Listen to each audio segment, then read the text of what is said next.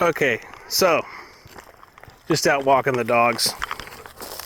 So anyway, in the state where I reside, to be in business, somebody has to put their name in the paper as a fictitious business statement. And then when they get out of business, they have to put their name in the paper as a fictitious business statement stating they're going out of business. So what I did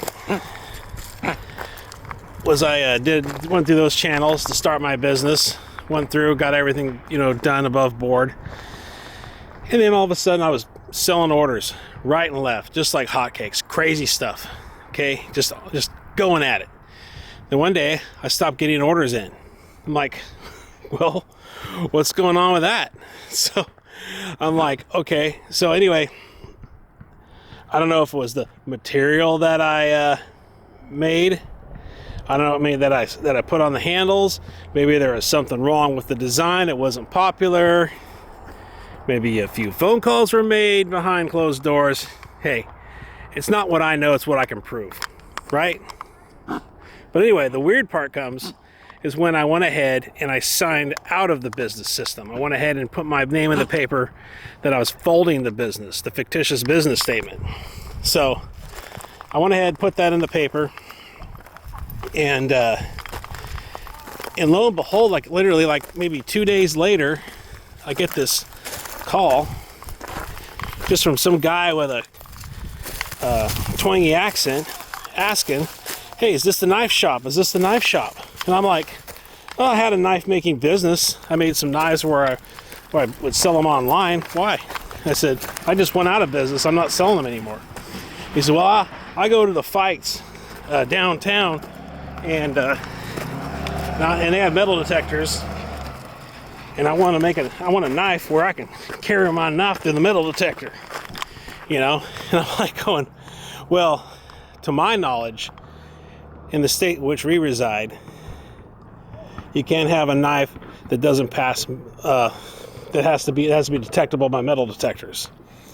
And I said, okay, well, I'll tell you, my best advice to you is just don't go anywhere where you think you're going to get in trouble.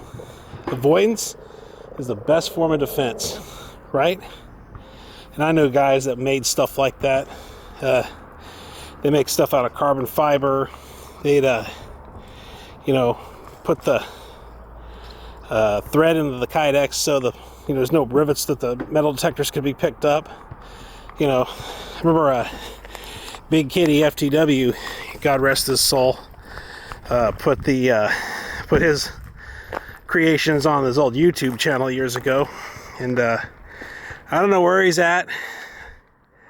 I don't quite know what he believed in spiritually, but I hope he's with Jesus. That's all I gotta say is I hope he's with Jesus. But well, anyway, not my bag of tea.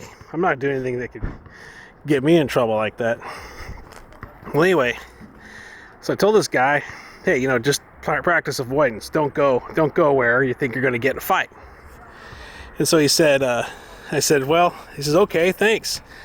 But just thought it was kind of bizarre how I went out of business and I get this really, really weird phone call from this guy with a twangy accent wanting me to make him a knife that was not detectable by metal detectors.